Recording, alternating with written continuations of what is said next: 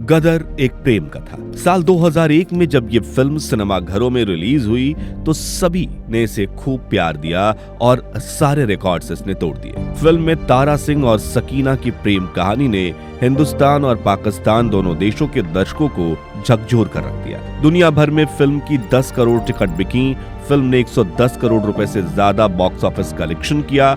इसके गानों की 25 लाख कैसेट्स बिकी और सनी पाजी की गदर ने साथ ही रिलीज हुई आमिर खान की लगान को कड़ी टक्कर दी थी। लेकिन क्या आप जानते हैं कि गदर एक प्रेम कथा रियल लाइफ स्टोरी पर बेस्ड फिल्म थी और ये थी सिपाही बूटा सिंह साहब और उनकी पत्नी जैनब की प्रेम कहानी, जो फिल्म की कहानी से कई गुना ज्यादा दर्दनाक थी। जहां फिल्म में अमरीश पुरी सकीना को छल से पाकिस्तान ले गए, वहीं असल कहानी में बूटा सिंह और जैनब को अलग करने वाले शख्स थे खुद भारत के प्रधानमंत्री जवाहरलाल नेहरू। मगर नेहरू ने वो कौन सा फैसला लिया था जिससे सालों तक साथ रहे दो प्रेमियों के बीच सरहद की दीवारें खड़ी हो गई, और कैसे अपने प्यार को पाने की कोशिश में बूटा सिंह ने सरहदें लांघ दी, लेकिन फिर भी इस प्रेम कहानी का अंत हुआ परिवार के दबाव में दिए गए धोखे और एक दर्दनाक मौत से। तो क्या थी असल जिंदगी की गदर एक प्रेम कथा, जानेंगे इस वीडियो में, तो बने रहिएगा अंत तक।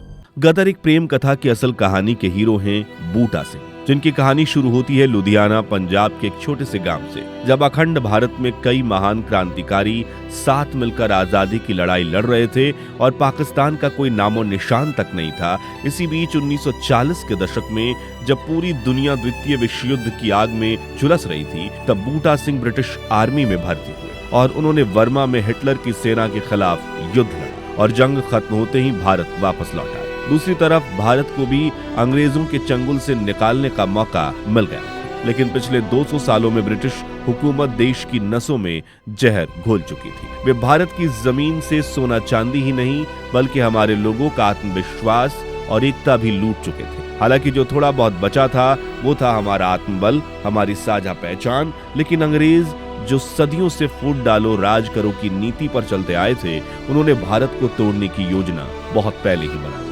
धीरे धीरे उन्होंने हिंदू मुस्लिम और जात पात के नाम पर एक ऐसी दीवार खड़ी की जिसने अखंड भारत को दो हिस्सों में बांट दिया, हिंदुस्तान और पाकिस्तान। 14 अगस्त की रात हमेशा साथ रहने वाले करोड़ों देशवासी एक दूसरे के खून के प्यासे बन चुके थे। पंजाब, बंगाल, सिंध, हर तरफ आग, अफरा तफरी और चीखें। जो कभी एक दूसरे के त्योहारों में शामिल होते थे, अब एक दूसरे के गले काट रहे थे।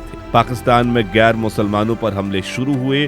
भारत में भी जवाबी हिंसा भड़क उठी। मुसलमानों को उनके घरों से निकाला जा रहा था। हिंदू सिख परिवारों को पाकिस्तान से खदेड़ा जा रहा था। रेलगाड़ियां जो कभी लोगों को उनके मंजिल तक पहुंचाने का जरिया थी, अब लाशों से भरी लौट रही थी। पंजाब का हाल तो सबसे ज्यादा भयावह था। सदियों से भाईचारे और साझा संस्कृति का प्रतीक रहा ये इलाका अब तबाही का सबसे बड़ा मंजर था। पश्चिम पंजाब जो अब पाकिस्तान में था, वहां से हिंदू और सिख परिवार अपने घर, खेत और इतिहास छोड़कर भारत की ओर भाग रहे थे। वहीं पूर्वी पंजाब से मुसलमान डर और दर्द में पाकिस्तान की ओर निकल पड़े। हर तरफ जली हुई बस्तियां और बिछड़े हुए परिवारों की कहानियां गूंज रही थी। हजारों महिलाओं को अगवा किया गया, उनकी इज्जत लूटी गई और मार दिया गया। बंटवारे के इस भयानक त्रासदी में एक मुस्लिम लड़की अपने परिवार से बिछड़ गई थी। उसका नाम था जैनब, यानी फिल्म की सकीना। फिल्म की तरह ही जैनब का परिवार पाकिस्तान पहुंच गया और वो पीछे छूट गई, जिसके बाद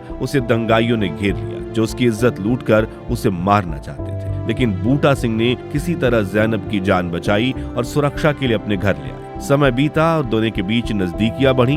दोनों एक दूसरे से प्यार करने लगे। इन्होंने शादी भी कर ली। बूटा सिंह और जैनब की जल्द ही 2 बेटियां हुई, जिनके नाम इन लोगों ने तनवीर और दलवीर रखा। बूटा सिंह ने जैनब के लिए सब कुछ छोड़ दिया, समाज की नफरत, जात पात का डर और यहाँ तक कि अपने कुछ रिश्तेदारों से संबंध भी तोड़ दिए। सब कुछ सही चल रहा था, मगर फिर इस प्रेम कहानी में एक ऐसा मोड़ आया जिसने एक बार फिर बूटा और जैनब के बीच सरहद और धर्म की लकीर खींच दी। दरअसल साल 1949 में भारत और पाकिस्तान दोनों देशों की सरकारों ने मिलकर एक समझौता किया था, जिसके तहत तय हुआ कि बंटवारे के दौरान अपने परिवारों से बिछड़ी महिलाओं को उनके मूल देश वापस भेजा जाएगा। उस समझौते के बाद भारत में रह रही तमाम पाकिस्तानी महिलाओं की पहचान की जाने लगी, चाहे उन्होंने शादी की हो, घर बसाया हो या फिर नई जिंदगी शुरू की।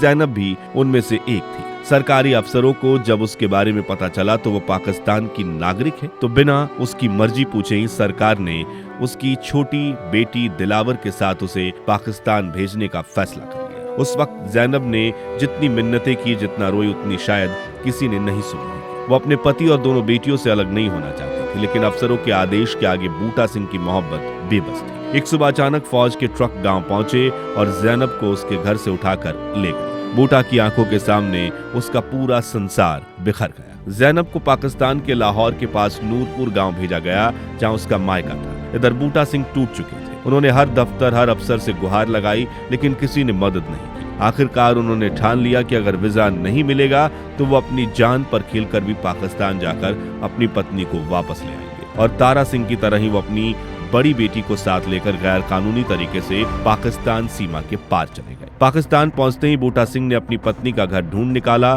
दरवाजे पर दस्तक दी तो सामने ज़ैनब थी। सालों बाद वही चेहरा, लेकिन आंखों में अब डर और उलझन। इसके पहले कि बूटा सिंह कुछ कह पाते, ज़ैनब के घर वालों ने उन पर हमला कर दिया। उन्हें बेरहमी से पीटा गया और फिर पाकिस्तानी पुलिस के हवाले कर दिया गया। महीनों तक उन्हें जेल में रखा गया। जब मामला कोर्ट में पहुंचा तो उन पर इल्जाम लगाया गया कि उन्होंने ज़ैनब को भारत में जबरन कैद कर रखा था। बूटा सिंह ने बार बार कहा, मैंने उससे जबरन कुछ भी नहीं किया, वो मेरी बीवी है, मेरी मोहब्बत है। लेकिन अदालत ने जब ज़ैनब को गवाही के लिए बुलाया तो परिवार के दबाव में ज़ैनब ने कह दिया कि उनकी शादी जबरदस्ती हुई। वो अपने साथ जिस बेटी को पाकिस्तान लेकर आई थी उसे भी बूटा सिंह को लौटाने के लिए कहा। ये सुनकर बूटा सिंह का दिल टूट गया, क्योंकि ये वो ज़ैनब नहीं थी जिसे बूटा सिंह ने दुनिया से लड़कर मोहब्बत की। हालांकि इस प्रेम कहानी पर कई किताबें भी लिखी गई, जिनके मुताबिक ज़ैनब के परिवार ने उन पर खूब दबाव डाला और शायद बूटा सिंह और उनकी दोनों बेटियों को मारने की भी धमकी दी थी। और अपने प्यार की जान बचाने के लिए ही ज़ैनब ने ऐसा बयान दिया। खैर, ज़ैनब का बयान सुनने के बाद पाकिस्तानी अदालत ने आदेश दिया कि बूटा सिंह को या तो जेल में रखा जाए या भारत वापस भेज दिया जाए। लेकिन अब वो जिंदा रहने की वजह खो चुके थे। कुछ हफ्तों बाद उनकी लाश एक रेलवे ट्रैक पर मिली। पाकिस्तानी अफसर्स के मुताबिक बूटा सिंह ने आत्महत्या कर ली थी। उनकी जेब से एक चिट्ठी मिली जिसमें लिखा था, मेरी लाश ज़ैनब के गांव में दफना देना। लेकिन उनकी आखिरी ख्वाहिश भी अधूरी रह गई। उन्हें लाहौर में ही दफना दिया गया। बूटा सिंह और ज़ैनब की ये कहानी इतनी दर्दनाक थी कि बाद में इस पर पंजाबी फिल्म शहीद-ए-मोहब्बत बूटा सिंह भी बनी, जिसमें गुरदास मान ने बूटा सिंह की भूमिका निभाई थी। तो दोस्तों, ये थी कदर, एक प्रेम कथा की असली कहानी। लेकिन अब इस दर्दनाक किस्से के पीछे छुपे उस सच्चे कानून को समझना जरूरी है, जिसने बूटा सिंह और ज़ैनब जैसे हजारों जोड़ों की मोहब्बत को मिटा दिया। ये कानून था abdicated person recovery and restoration act 1949, यानी अपहृत व्यक्तियों की पुनर्वास और वापसी अधिनियम। ये कानून नेहरू सरकार लेकर आई थी, जब भारत और पाकिस्तान दोनों देशों में बंटवारे के जख्म अभी ताजा थे। उस दौर में दोनों तरफ लाखों महिलाओं के साथ अमानवीय घटना हुई।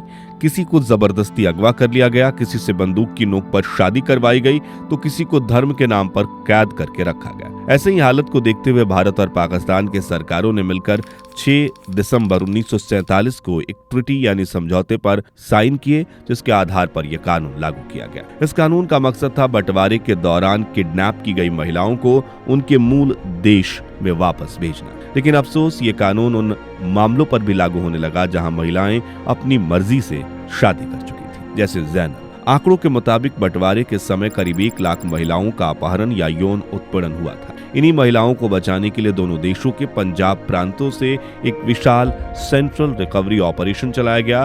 पुलिस और सामाजिक कार्यकर्ताओं की मदद से भारत करीब 22,000 महिलाओं को पाकिस्तान भेजता है, जबकि पाकिस्तान केवल 8,000 महिलाओं को भारत भेजता है। यह ऑपरेशन करीब 9 साल तक चला, यानी 1947 से 1956 तक। अब आप सोच रहे होंगे कि इन आंकड़ों में इतना ज्यादा फर्क क्यों है? तो वजह थी पाकिस्तान की सुस्त और पक्षघाती व्यवस्था। भारत ने इस ऑपरेशन को पूरी ईमानदारी से अंजाम दिया, जबकि पाकिस्तान में इसे उतनी गंभीरता से नहीं लिया गया और इसी असंतुलन की वजह से कई निर्दोष लोगों को इसकी चपेट में आना पड़ा। इस कानून के कुछ बेहद सख्त नियम थे, जैसे कि अगर किसी के घर में 16 साल का लड़का या लड़की पाया जाता है तो बिना किसी सुनवाई के उसे उसके मूल देश भेज दिया जाता है। और सबसे विवादित बात यह थी कि 1 मार्च 1947 के बाद अगर किसी हिंदू मुस्लिम या सिख मुस्लिम की शादी हुई है तो उसे अमान्य घोषित कर दिया जाता और लड़की को उसके मूल देश वापस भेज दिया जाता, चाहे वो शादी उसकी मर्जी से ही क्यों ना हुई हो। बूटा और जैनब का मामला भी इस कानून के तहत आया। सरकार ने जैनब की नागरिकता देखकर उसे अपहृत व्यक्ति की सूची में डाल दिया और फिर भारतीय एजेंसियों ने उसे बूटा सिंह के घर से जबरन उठाकर पहले एक रिकवरी कैंप भेजा। कुछ दिनों के बाद उसे पाकिस्तान के लिए रवाना कर दिया। ये वही पल था जब बूटा सिंह की दुनिया बिखर गई थी। आखिरकार साल 1960 में इस कानून को खत्म कर दिया गया। उसके बाद यह नियम बना कि जो जिस देश में रह रहा है वही उसका स्थायी निवास माना जाएगा। लेकिन बूटा सिंह की कहानी में तब तक बहुत देर हो चुकी थी और नेहरू सरकार की इस पूरी कहानी से यही कनेक्शन था, वही कानून जिसने इन दोनों को हमेशा के लिए जुदा कर दिया। दोस्तों, 21वीं सदी में जहां प्यार की परिभाषा ही दिखावटी होने लगी है, ऐसे दौर में क्या बूटा सिंह जैसा सच्चा प्रेम होना मुमकिन है? और क्या इंडस्ट्री गदर एक प्रेम कथा जैसी आइकॉनिक फिल्में बना सकती है, या फिर टॉक्सिक लव स्टोरीज ही आज का सच है? अपनी राय हमें कमेंट्स में बताइए। उम्मीद है आपको बूटा सिंह की प्रेम कहानी पसंद आई होगी। अगर हाँ तो वीडियो को लाइक और शेयर करके 11,111 लाइक्स जरूर करवा दीजिए और ऐसी ही दिल छू लेने वाली वीडियोस के लिए चैनल को सब्सक्राइब करके पास वाली घंटी बजाना मत भूलिएगा। जय हिंद, जय भारत।